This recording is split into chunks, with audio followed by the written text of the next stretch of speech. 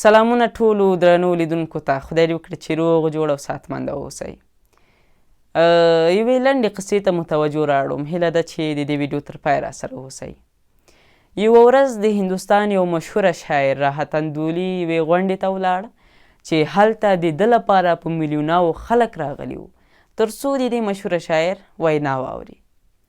کله چې دا مشهوره شاعر سټیج سر ته ولاړ تر څو خپله وینا د خلکو سره شریکه کړي، نو مخکې له دې نه چې خپلې خبرې پیل کړي، په ناستو کسانو کې یو کس راپاڅېده او د دې مشهوره شاعر ته یې بد ورد او سپکې سپورې وویلې.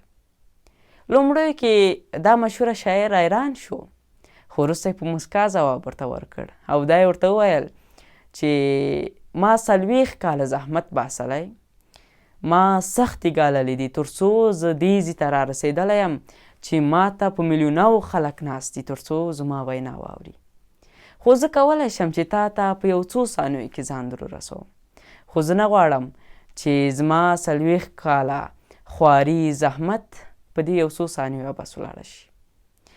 نو درنو لیدونکو، د دې قصې مطلب مې دا دی چې که تاسې خپل هدف ته ورسېدئ، نو په 100 کسانو کې به حتما 90 کسان ستاسو ملاتړ کوي، خو 10 کسان به ستاسو مخالف وي او نه غواړي به چې تاسې نور هم پرمختګ وکړئ.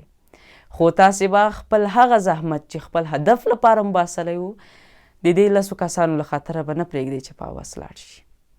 نو تاسې هم تر بلې ویډیو په لویه بخښونکي خدای سپارم. د الله په امان.